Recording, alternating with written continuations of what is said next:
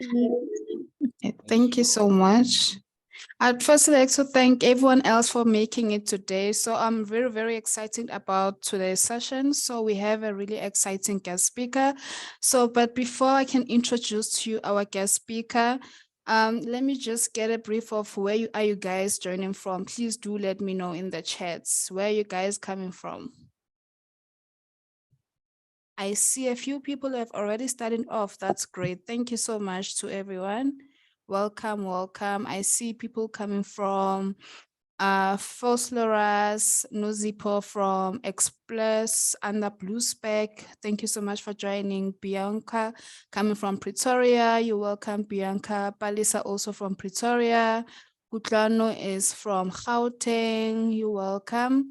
Oh, okay. We also have Zanele coming all the way from Cape Town. Hi, Zanele. Musuwani from Johannesburg. Frederica from Solendam in Western Cape. Welcome. Thank you so much for joining. Riranzu also coming from Pretoria. Kensani from Avenue Theme Park in Rustenburg. Thank you so much for joining.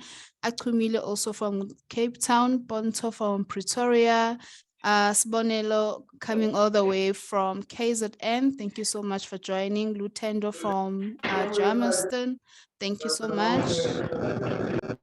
Innocentia also coming from KZN in DTDC. You're welcome. All right. I also see you, Maxine Peterson, together with CN, Chris, Cleveland, Tabang, all the way from Pretoria. Thank you so much for joining. All right. And then we have Ryan Fort from Binoni, Matapelo from Sebokeng. Welcome, everyone. Zanele coming from Johannesburg, Alungile with Anita and Anati from Belleville in Cape Town. Thank you so much for joining. Janice, I see you from Statahem. Ndivu from Tembisa. Hi, Ndivu. Thank you so much for joining. Kolisa, I also see you from Welcome. Zikona from East London. Thank you so much. Minentle from KZN. You're welcome, Minentle. Sure, there's quite a lot of you. I see you, Kunjulwa, Siposonke, and Tlaganipo from KZN. In Renew It Mhlanga, you're welcome. Obey also from Pretoria. Thank you so much for joining. Mfano Futi from Alex. Gina from Johannesburg in Hillbrow. All right, thank you. Tebucho from Davidson. You're welcome, Tebucho. Nogubonga from East London. Thanks for joining us, Nogubonga. Akonto from East London, as well as Sitribo from Johannesburg. All right. Or Rosie from Limpopo. Thank you for joining, Rosie. Sanel Siwe, we see you. Yanga coming from Johannesburg. Welcome, Yanga. Busi Siwe from MES in Johannesburg. Welcome. Mobile also from Durban. Welcome. Oh, okay. Sophie from Soweto. Victor from Sebokeng. Welcome, welcome. Thanks for joining us. Crenshaw also from Youth at Work and Lilette. Thank you for joining, guys. Rosina coming from Limpopo, and then there's Palisa all the way from Johannesburg. Njabulo also from Gauteng. You're welcome. All right, and then Mumisa from Statenham and Melta from KZN. All right, so I'd first like to introduce myself. It's Dineo here. I will be your co-host for today. Hi, Erica. Thanks for joining and jumping in. Welcome. Hello, everybody. It's fantastic to see you all online. Thanks to Neil for setting us all up. And I'm so excited to see Stataheim and Soweto and everybody. Welcome from the Eastern Cape, Western Cape, Gauteng, all around. We're super, super excited about the session. So we really know that you're going to learn a lot. You're going to engage. Hope you've got your pen and papers ready, or you're going to just listen and focus, because there's going to be lots and lots of takeaways. Maybe let's just put in the chat. What are you expecting? What are you expecting from the session? Limpopo is also there. Thanks to Nico. So what are you expecting from the session? Let's just see. KZN is there, Western Cape is there. What are you expecting? And is our guest speaker here already? How long are we? It's 5 minutes past. I think we mustn't go too long. Dineo, I think if you are, who is introducing the guest speaker, and then let's roll. All right. Over to you. Thank you so much. So we do have TJ Ledwaba online. So just a brief overview of who TJ is, right? So TJ is a CEO from Bright Path Consultants. All right, so he is a chartered accountant, a tax practitioner, a business coach, as well as a financial system analyst, all right? So he is indeed an accomplished chartered accountant with 10 years post-article experience, academic, as well as a business leader, all right? He's also a pastor and also a motivational speaker, all right? So today he will be speaking about navigating your future. So we really, really can't wait to hear it from TJ to give us insightful information of how we can navigate to our own future as young people. Welcome, TJ.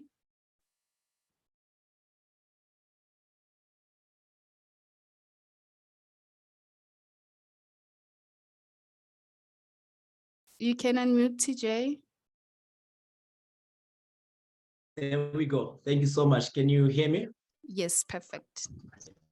TJ, can you maybe move a little bit out of the window? We can't see you properly because of the glare in the back. You cannot see me. You must change a little bit with that glare in the back is taking our view away from you. I'm going to try something. Let me just move to the next office. Hope it works.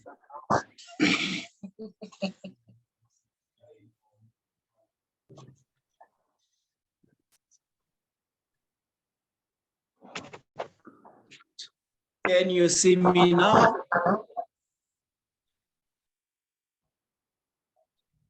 Yes, we can. Wonderful. Thank you so much, Dineo, and Youth at Work for having me. I'm very much excited to sort of share a few things with you guys, and I'm also encouraged by the variety of the group that we have, people from Soweto, Limpopo, and Cape Town. And thanks for the nice intro, Dineo.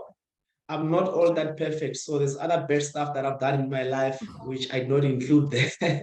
Okay. Yeah, but basically, I'm a combination of a township and rural brought up young professional. I did most of my high school in the township areas. So I just want to briefly add to the introduction before we move into the actual session for today. Okay. I'm from Limpopo, spent a few years in Johannesburg. Of course, I did matriculate in Soweto, in Prudence High. Then I went on to do my undergraduate with UNISA. That time I was staying in Tembisa. Then I moved to Pretoria to do my articles. Then later I came to Cape Town, looking for work. And then that ended up into me starting up my own accounting practice, as I was already introduced as the chartered accountant. So I think we have about 251 people joined in now. And as I understand, Youth at Work deals a lot with young people. So, I'm really looking forward to the future, and hence I chose the topic to say, how do we navigate the future as the young people? How do we, lend into tomorrow? How do we change today's problems? How do we take the opportunities that come, and also really getting out of all these challenges that we face as young people? I think especially the young professionals and the young Black people. We come, most of us, from broken families. We come, most of us, from, bad backgrounds. And there has been changes nationally, around student funding, around education. Some of us, we managed to get those opportunities because of those changes. But I still believe that there's more that we can tap into globally. There's more that we can tap into academically. There's more that we can tap into, in the entrepreneurial space. where you've got all these institutions that were developed by governments to assist young people. And I think Youth at Work is one of them, where almost every company is able now to recruit young people and give them a chance. So we are living in a world that is full of opportunities. There's a pool of opportunities around us. And the question is, how do we navigate into those opportunities? And I mean, we're not going to like the same things as young people. Some might, prefer to work. Some might prefer to start their own businesses. Some might prefer to go overseas. So thank you so much for the opportunity. That was just my brief opening. I'm just going to open up my company profile just to give you a rough overview of what I deal with. I always say that if my mom was to ask me, what do I do for a living, I'll not be able to answer that question because, and that's the beauty of the right career choice, because my career choice is not limiting me. I don't do the same thing every day. So it's exciting in a sense that it provides me with an opportunity, to be an accountant, to be a tax practitioner, to be a business advisor, to be a mentor, to be a business coach, to be a cost management accountant. So at least is a broad type of a career. But let me just open our company profile. I'll try to share the screen on my site, just to take you through a quick overview. Yes, can you see the screen on my side? Yes, sir. Yes, we can. Great stuff. Yeah. Great stuff. Great stuff. So Yes, the name of the okay. company that I'm currently running is called Bright Path Business Consultants. Yes, they can. Co-founded with my friend. Thank you. Founded this company from scratch with my other friend. So previously I Sorry to was interrupt you, sir. Yes. Hello. Can't see your screen. I don't know whether the network or what. Okay, let me stop the video on my side. Can you see the screen now? It says you are screen sharing. Now we can see you. We Please can see it. proceed. My video. Guys, if you have any queries, please make use of the chat box. Okay, Daniel, can you see the screen on your side? Yes, I'm able to see it, TJ. All right, great stuff. I'm just moving to page 2. This is just some of the services that we provide. Guys, I think an accounting business is found in almost every town. And I won't go into detail into what we do, but this is just the services that we specialize in. And then at the top there, that's just my other business partner. And then the company was formed just to provide accounting and tax service and payroll. We still 100% Black owned at level 1 of the BE status. And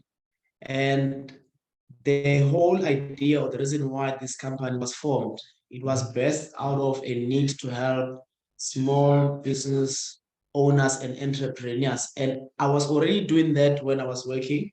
So I would get calls from people that say, look, we know you're an accountant, can you solve X, Y, Z for us?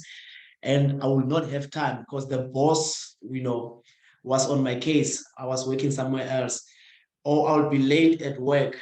And I think that's when I understood that I've got a calling to leave the place where I was and start something that I will enjoy doing, and that will be more meaningful, not only to myself, but to the next person. Hence, it was established. We have since formed collaborations with other bright young individuals across the world just to build a strong capacity. But apart from these guys that are already well trained and skilled, we also have a pool of interns. And I think in future, we'll also be looking at Youth at Work to get more young people from there for training. because we are expanding. We are expanding in our regions and all that. I'm not going to go into detail. The whole purpose of this was just to give you a quick picture of some of the services and the things that I do on a daily life. Some of us were lucky. I think I was lucky to go to a career exhibition in grade 10, where I was introduced to this career of chartered accountancy. And at that time, I think I was just after the money because I came from a poor family, and all that was in my head was, how do I now move from being poor and being well off in life?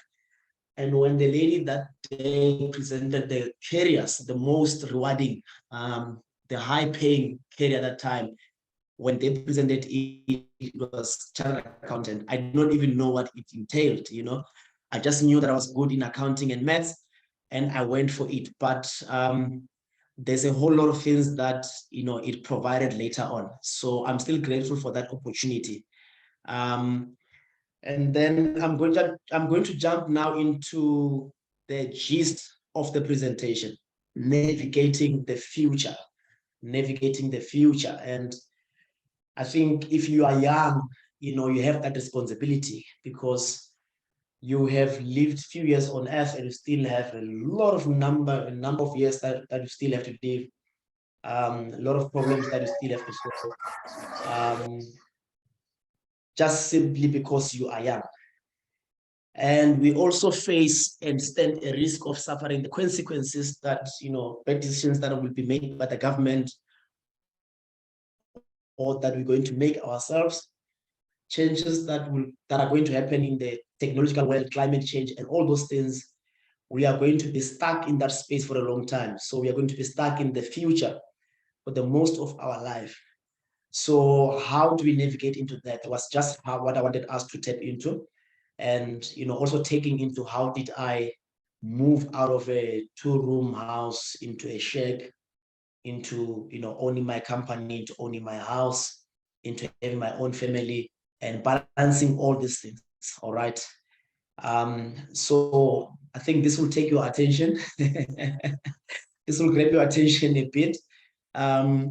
So I think this has been all over the news. Thabo Bester has been all over the news. I think Nandi was applying for bail today in Bloemfontein, but there's people that went and looked at what can we learn from these things. And I think there's 2 things I would just want us to learn from the case as we move on.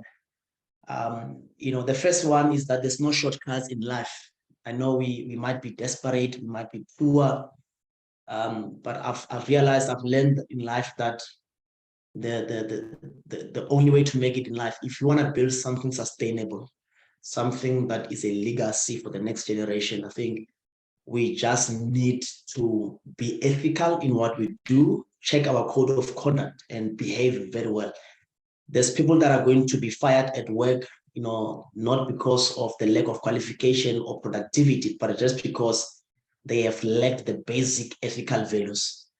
And these are mostly compromised when issues like pressure, present itself, issues like desperation and opportunity to not be ethical. We often think that no one sees me, no one will catch me. And apart from Thabo Bester, there's other scandals that you can find, online. Scandals around bookkeepers that pay themselves, from the banks, IT guys that do dodgy deals, tax evasion deals. So the quickest way to your grave is a shortcut in life. And that talks to young people that are ethical, young people that are well behaved, that are building for the next generation. What I mean by that, even the bridge that you're driving on at any highway might be because of the previous generation that did not mess up the funds, but build a bridge that would be used by the next generation. So that's the first part that I personally took from the case, to say, I think I need to conduct myself in a manner that I will not compromise the next generation. So it's not only living for today, living for tomorrow, but it's building something, that will remain intact for the future generation. Be it your career, be it your business, You can build a tower for 20 years and lose it in one day, just because you have not built it on an ethical foundation. We all want to be rich. We all want to be millionaires. The Bitcoin guys have come into the picture, make money now, quick schemes. I'm not a believer of that. I'm a believer of really putting in my time, putting in my skill, waiting for my chance, which I'm very sure that it will come. It's been 10 years working, and every day I wake up. I wake up every day in the morning, I'm in the office, I leave late in the office. And month end, I get the paycheck that I've earned, not that I have done some dodgy deals to get them. All right, so that was just the first part, around the Thabo Bester's case.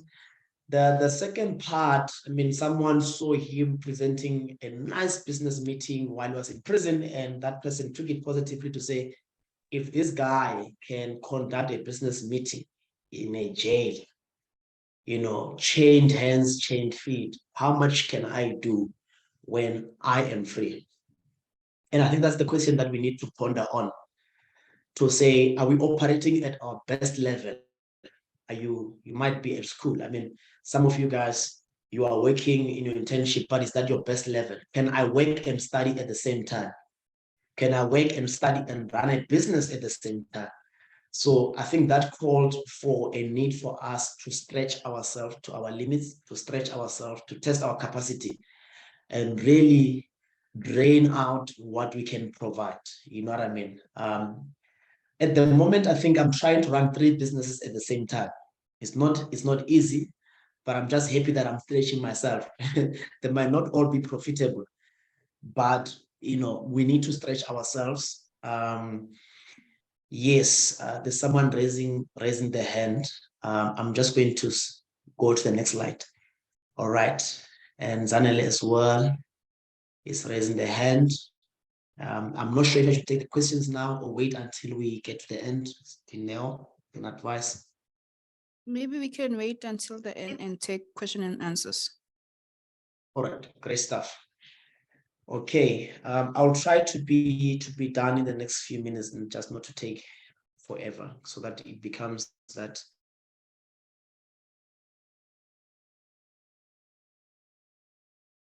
Just a summary of the next slide is just showing the problems, some of the problems that we're facing as a nation. We've got a high rate of unemployment. What is not included here, almost every 6 months, the interest has been hiking. So many people are in debt.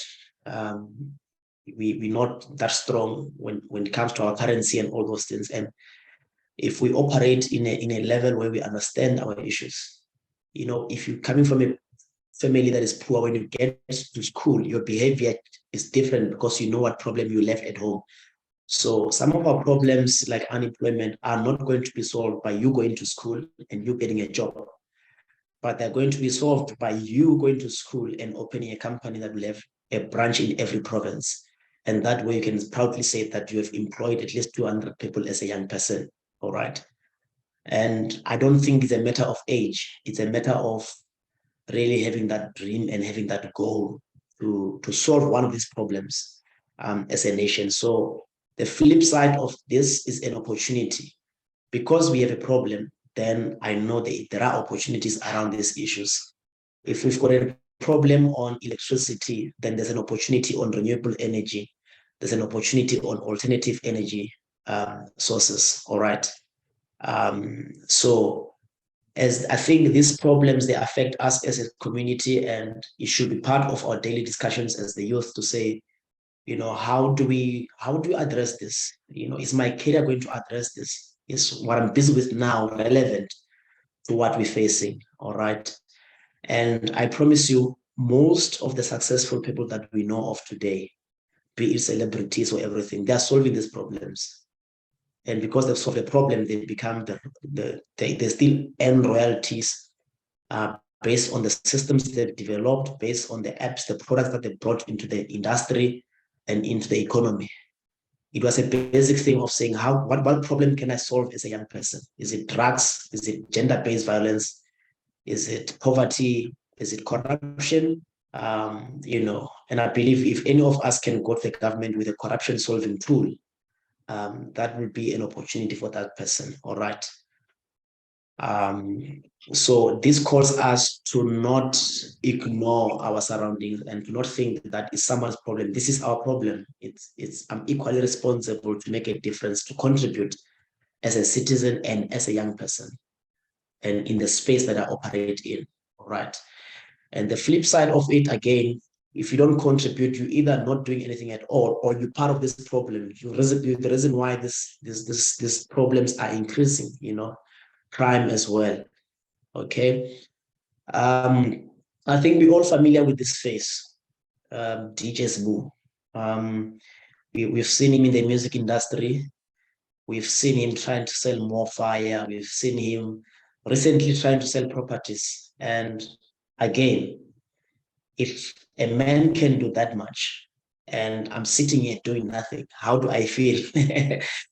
And if you want to say, it's TJ Ledwaba, I mean, you check his history, Tembisa boy, Kasi boy, and we're going to not have any excuse as young people. So there's inspiration around us.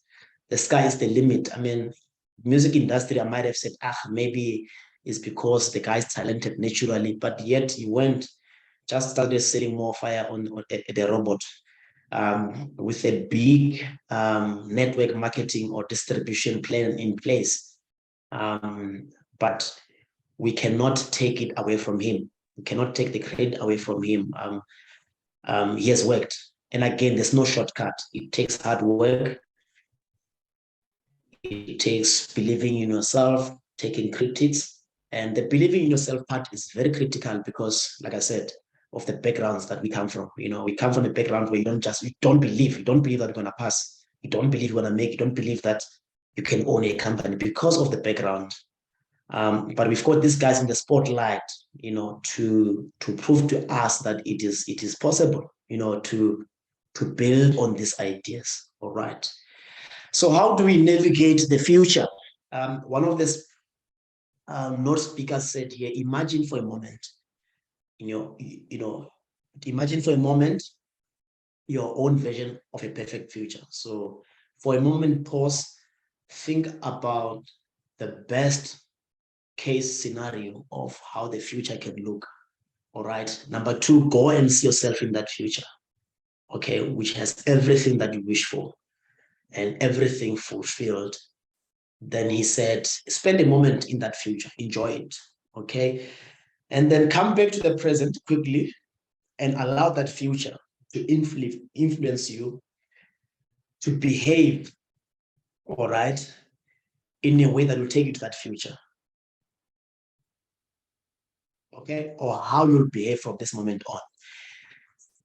Stop, imagine the future. It's perfect future. You've got all that you need. Life is happening. Everything is working for you. Reverse, come back, and allow that future to influence you. And influence, we unfortunately, one of the damage that is caused on us as the youth is the influence around us. We influence by almost everything. But here we're calling the future that is the best possible to influence. All right. I'm going to give an example of this in practical terms. Years ago, when I was studying, I would print my best car, my dream car, and plug it on the wall. And each time I felt like giving up, I would not, because that car was waiting for me. So this is what it means in practical terms, to say paint your best future. Some call it vision board, where you just say, this is my vision, but this is my future. And you allow that thing to influence you. And you will definitely behave differently. Okay. Today, I'm almost driving my best car. I'm not yet there, but I think the car that I'm driving is better than my first car. So that's what it means, basically. And you talk about your future. This is, one day I'm going to be an advocate. One day I'm going to stop all this nonsense of gender-based violence, okay? One day I'm going to, be in US, in Europe, representing South Africa as an ambassador. That's the future that you need to paint now. And I promise you, if you know where you're going, if you've got a direction in life, your behavior will be different today, okay? that's the summary of this slide. So basically, if I ask you a question of where do you see yourself in the next 5 years, 10 years, and your answer is you're not sure, then we have a problem. Okay, your answer should be as crystal clear as the sky or something. But we need that clarity to say, where do you see yourself? You might work at Pick and Pay today as a till packer. You might, trying to make ends meet. It's fine. It's part of getting there. But you need to at least see yourself where you're going to be in future, right? I'm just going to try and run quickly. Okay, when I started my business, this is where I started. I started at home, and this is all I had. This is all I had. I did not have any savings. I did not have any best furniture. Not have the best laptop, best printer. This is all I had. And for me, this is all I used. Now, what I learned from that is that start where you are with what you have. I know there's people that say, I need 100,000 to start this, I need that. But I promise you, start making noise with the list that you have. You'll get somewhere in life. Currently, this is the office. Now, if you compare this current office with that, there's one employee here. I'm the employee, I'm the CEO, I'm the IT manager, I'm the marketing manager. But you now look at this, you can count the heads already in the picture. You're looking at 6 nice offices. It's a sort of second floor, in the nice area. And the story behind this is not because I had everything, but I just had the passion, I had the drive, and again, I had the future that I wanted. And everyone that I spoke to, I narrated that future. And this is where I go to. All right, that's my other office in the other hand. Then we recently also opened another office in Khayelitsha, and the whole plan here was not just for me, because I enjoyed the part of making a difference in young people. So if I can make it for the guys that are well off in best suburbs and towns, why can't I make it in the township? So we opened this one in the township, where now you'll have people working for us and not spending too much effort, that can just go and work. All right. This is the outside part of the township office the second one, but stop dreaming. I still have the future that I want to navigate into. And this is what I look at. If I look into my future, this is what I'm looking at. I'm looking at a 5-floor office running fully fledged accounting firm. That's the future. So at no point do you stop painting that future. It continues, and you navigate into that for as long as you're still alive. Okay. Here, in summary, whatever you're doing today, be it you are acquiring the skill or music industry, you need to have a market where you're going to sell it. I think it was the Minister of Education once said some of the careers that we're doing today are not needed. They're not going to solve any problem. So whatever you're busy with has to have a market. You need to be sure that when I finish this degree, I'm going to be employed.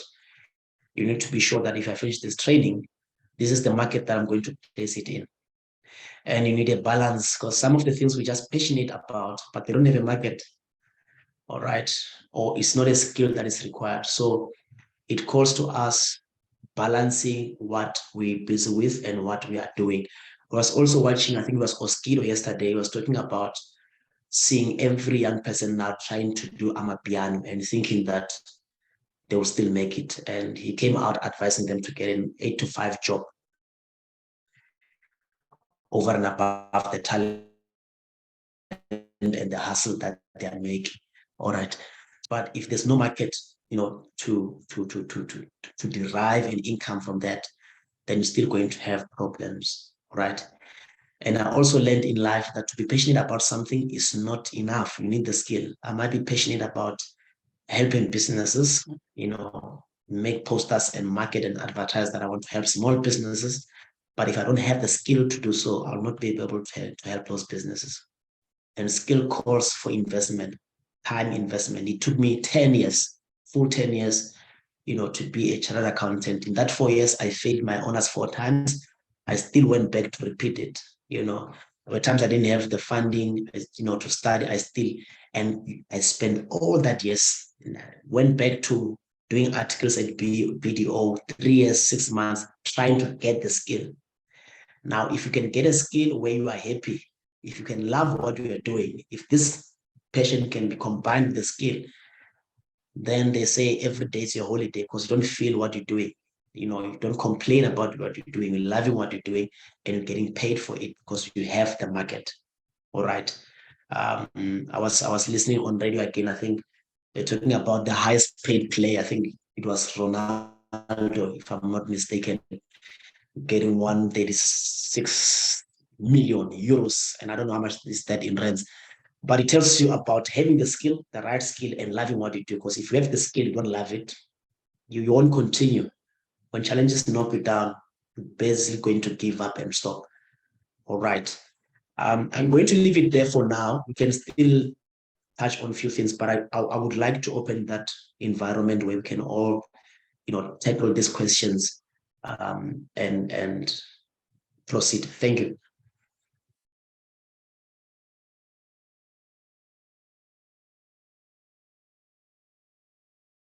Dineo? Okay, thanks, TJ. Anyone with questions, please do raise your hands. I saw a few hands before, so this is the time now that you can get to ask your questions. Please feel free. You can also write in the chat box.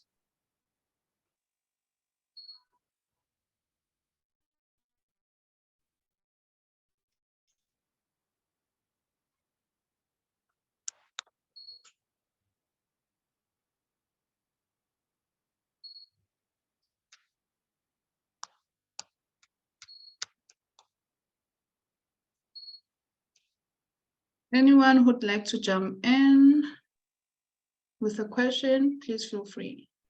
Good afternoon. There we go. Offenser, you've raised your hand. You can unmute.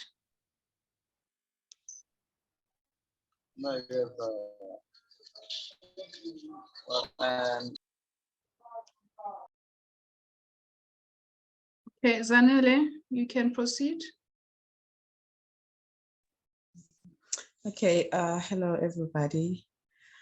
I heard the speaker saying that he's trying to have like 3 other businesses. So for me, I'm working and I also like doing an instrument. I'm still learning, and also I'm into sports. So my question is, because I feel exhausted all the time and I know I'm not giving my all to any of the things that I'm doing currently. And so how can I then have that, I don't know, energy to do all those things? Yeah, just so I can be best in all the 3 things that I'm doing currently, because for me, it's pretty much hard.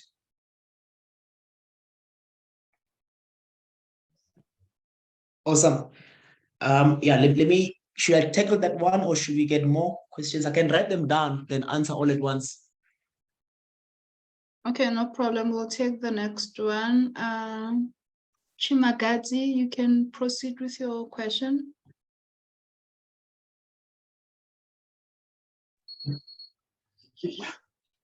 Supervisor. Or Offenser, would you like to jump in?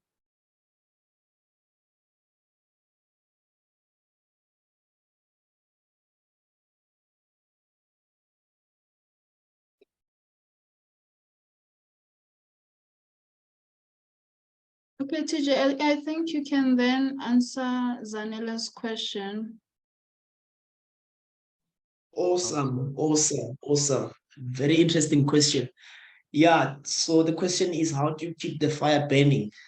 How do you remain normal in the abnormal?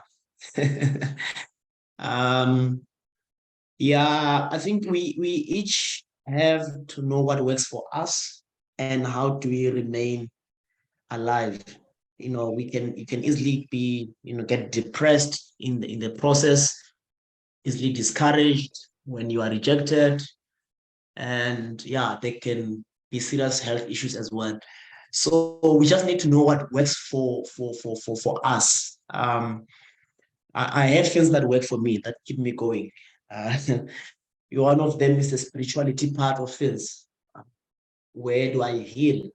Where do I connect spiritually? Because if that part is sorted out, then I can take anything in the world, be it bad or good news, right? So it's very important. Some people, drink. On Friday, they have to party very hard for them to continue on Monday. And it worked for them. It works for them. It doesn't work for me. It might not work for the next person. You mentioned the sport. Some people make sure that on weekend they don't work at all. They spend the entire weekend doing sport, and that's how the mind switches back and get re-energized. So you just need to know what works for you. Some people prefer gym. If they go to gym every morning, they can have all the energy to tackle anything in the day. So it's just important to do that introspection so that you know what works for you, what keeps you going, and not, give it enough time. Give it enough time. Yeah. Thanks. I'll just post there on this one. Thank you so much, TJ. Let's take another question. Redeemed, do you have a question? Yes, I do. Can you hear me? Yes, I can. Yes, TJ, if I may ask, what do I need to start my own accounting firm company? Sure. Okay. What do you need? What do you need? Yes. Yeah, you need of course the qualifications, which don't always have to be what I have. I mean, I took the long route. I took the CA route, then I did my articles. But while I was there, I spotted few guys that did not have those qualifications, that had less qualifications, but they still did what I do. Why? Because the market is the same. If your market is to have an accounting firm that will have small businesses, then there's other institutions. At the end of the day, in summary, in a nutshell, you just need to register with one of the professional bodies. Okay. And at that professional body, they'll tell you what information you need. So you've got SAIPA, which is South African Institute of Professional Accountants. Then you've got SAIBA, which is South African Institute of Business Accountants. Then you've got SAICA, which is South African Institute of Chartered Accountants. Then within the SAICA, you have CAs, which is Chartered Accountants. Then you have AGAs, which is General Accountants. So you just need to register with one of the professional bodies that will allow you to at least take it further and become a tax practitioner and also sign off the reports. All right. Now, sorry. Hello? I'm sorry, can I please cut you? Do you need to have certain qualification, just like one of those? I'm losing you. Redeemed, we lost you. We can't hear you. Can you please repeat? Can you hear me now? Can you hear you? Yes.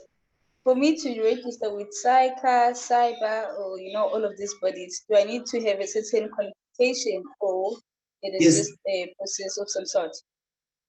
No, you need to get some.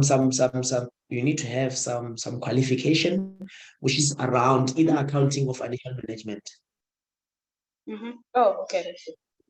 Yeah. Then in terms of training, and I mean, these things change every year. There's regulations every year. Another body is called EBA, which is Institute of Registered Auditors.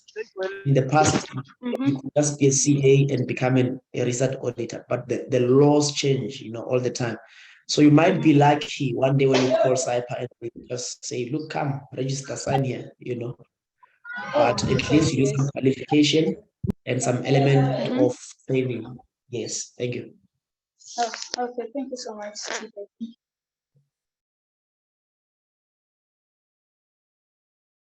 Nice. Should we take the next question, TJ?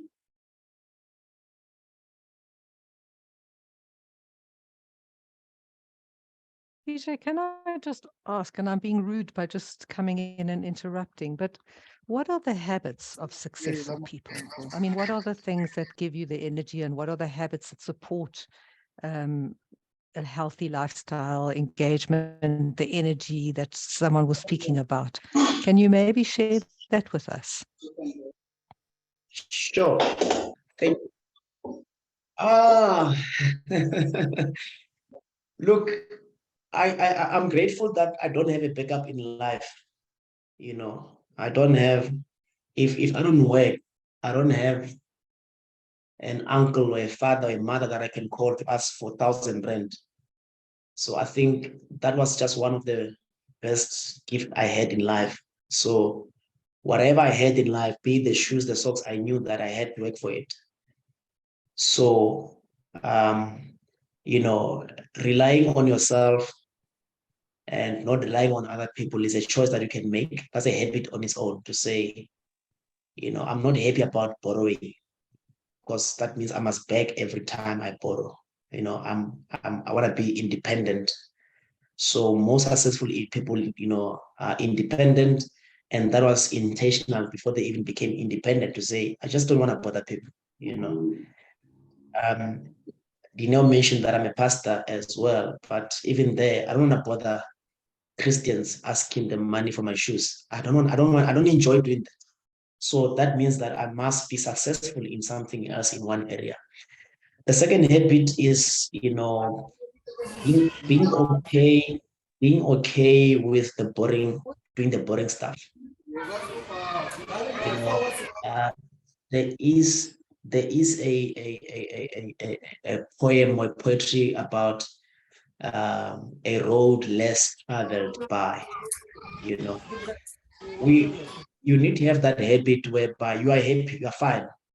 We're doing something that no one else is doing. I'll give you an example. I used to study in December when everyone was partying, and I was fine with just locking my room and studying. You know, I didn't have any problem. I'm fine with doing the boring stuff.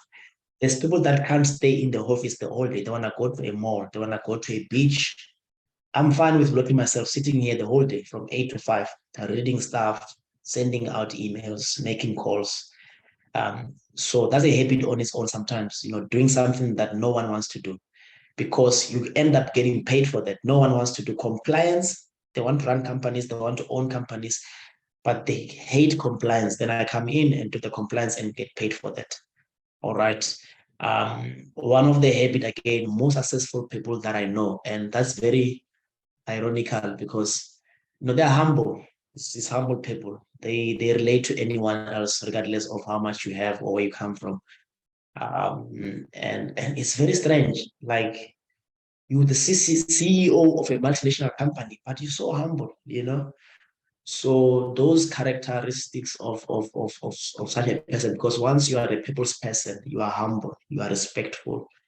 You can say thank you when you get a business deal. You can call someone that helped you 4 years ago and say thank you. You can build relationships, respect those relationships. That means that you will be successful.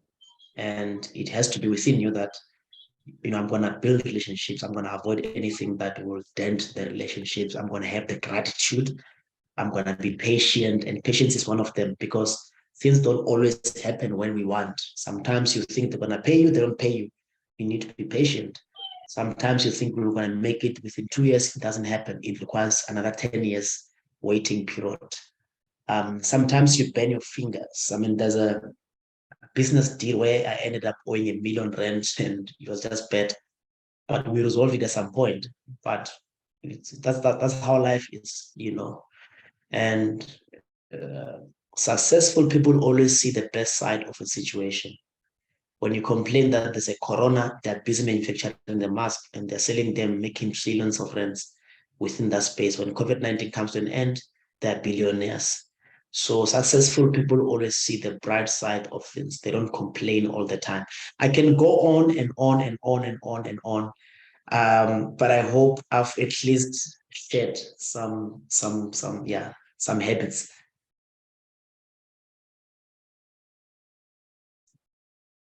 Thank you. I'm not sure, should I take a question from the chat box? Yes, we can also take questions from the chats.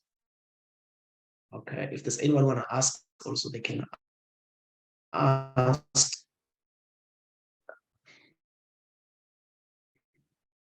Is it possible for someone who never did accounting? Accountants, you don't do accounting. I think if you've got maths and English, you can push your way through. Accounting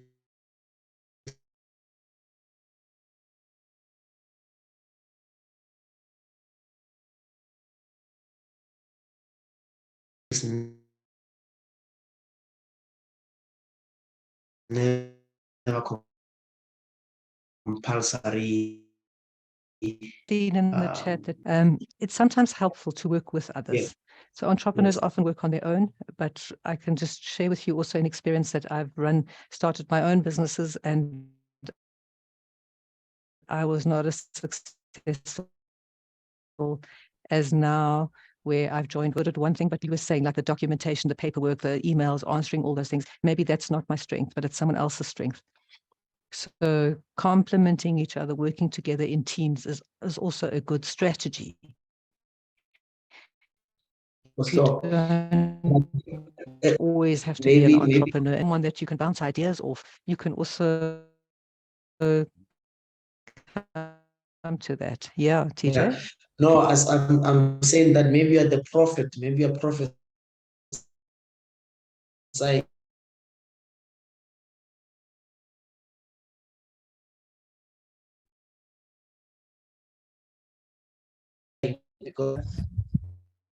Because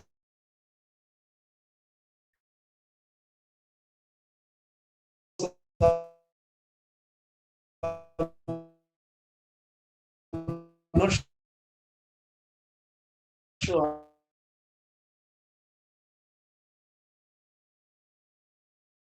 You have to be good at and spend a lot of time in. I do have a question. Can you hear me? Yes, we can hear you. Over to you. Okay, so the question is directed mostly to most of the people that have started businesses, more especially in the rural areas. So one thing that concerns me the most or a lot is that you identify a business and then you start it. You employ or partner up with a person to assist in bridging the skill gap in order to make something out of that business. And as soon as they learn how the entire business operates, they become a direct competition. If it's not that, also people around you start the very same business after you have initiated it.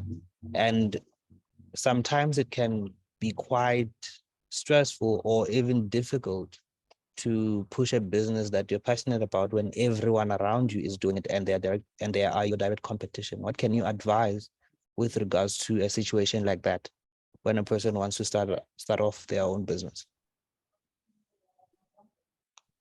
Sure, yeah. Look, unfortunately, we're living in a democratic country and everyone is allowed to do what they want. And number one, there's a legal way of resolving this where we've got people signing up the non-disclosure agreements, restraint of trade, and all those things, which does not always work as well. Then the other side of it is just to be smart around it. For instance, in my other third business, I'm trying to sell your basic detergents like your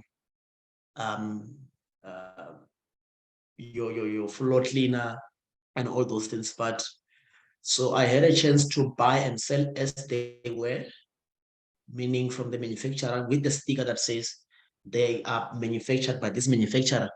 But I saw this problem coming up, exactly what you're saying, that I might sell these products, it has the manufacturer's number there, then you have the customers calling him directly and even reselling the products. So that now speaks to risk management, where you need to sit and assess your risk. What is my high risk and how do you mitigate this risk? So in my case, I had to request a special packaging, which will have my contact details and my brand name. So I'm selling you the product, but you don't know where it comes from unless I disclose to someone else. And unfortunately, that is especially when it's not a specialized type of a business. It happens a lot on the buy and sell goods type of a business, because once they know your suppliers, they just buy and all that. And the supplier only they need this money as well. So legal way of doing it, which might be expensive for small businesses as well, especially the startups. But risk management is to see it and say what can go wrong. Okay. I'm hiring a person, okay, fine. Maybe in a whole business where there is cycles of business, you've got sales, you've got marketing, you've got production, you've got accounting and all that. Let me not expose them maybe into all the areas. I think we used to call it segregation of duties. And then you make sure that they master just that one part. So even if they leave, I mean, they don't know how to, place an order, they just know how to transport it, logistics wise. So I might not be the best person to do a full risk assessment for your area and for your business, but I think I'm giving you that assignment to say there's risk everywhere. I'll give you an example. Yesterday, I was trying to get a tenant as well into the other apartment. And, I just had a feeling that this is a dodgy guy. I requested his ID and I had to send it somewhere for them to screen him. And within a few minutes, they were like, this guy is a drug suspect and shoplifting suspect, whatever. But there's no amount of interview that I would have done, because he knows what questions to answer. And I wouldn't have detected that he has done that in the past. So there's risk everywhere. And I think it also forces you to not be desperate, because if I'm desperate to having the tenant moving into the property, then I'm gonna just take the money and all that and sign, and I don't care if I'm accommodating a thug or not. Best, I think, was doing the same thing, renting a house there. Yeah, but the landlord did not care who is best. They just accommodated him. So it speaks to legal way, which can be preventative, and the risk assessment and management part of business. Thanks. Thank you. Next question, if there is. Thank you very much. Sure.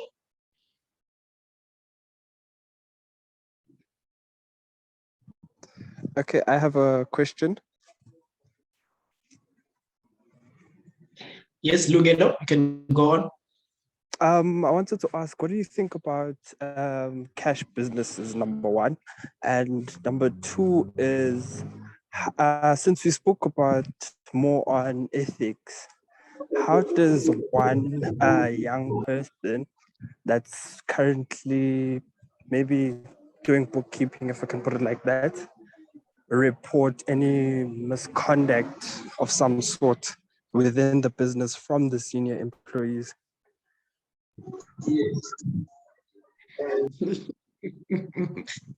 What do you mean by the cash business?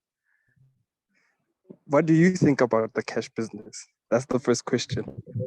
Yeah, but what is the cash business? Are you saying the business that sells on cash basis, or it's a SPV type of G4 services business? What do you mean?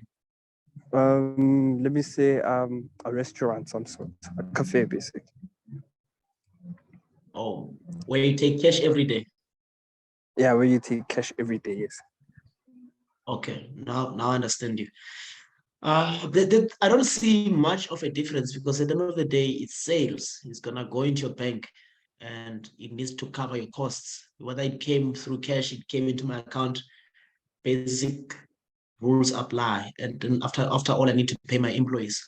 I need to pay my rent. But there is a room for manipulation, I think, where most people there, they don't declare their cash, and they still use it in the business.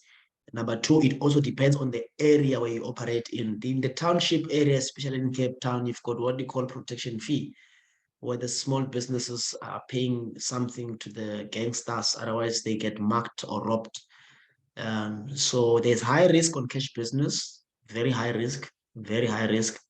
And it calls you for other services where you're gonna have to have cash collection services, all right, at your business. So that's it.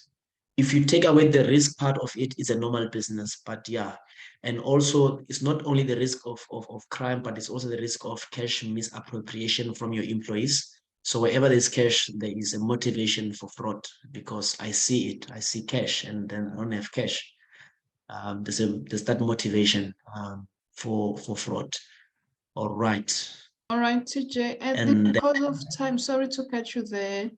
Because I Sure, see there's a sure. lot of questions coming on the chat box, as well as some hands that are not attended. Maybe perhaps where can they get hold of you if there's certain questions that they need you to clarify? All right. I'm going to try to just share if it's fine, just my details on the chat box. Is that okay? Yes, you can do that. Okay. That's my work email.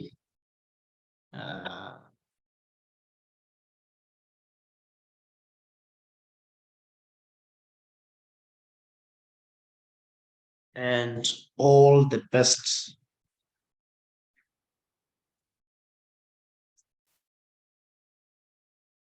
Let me see.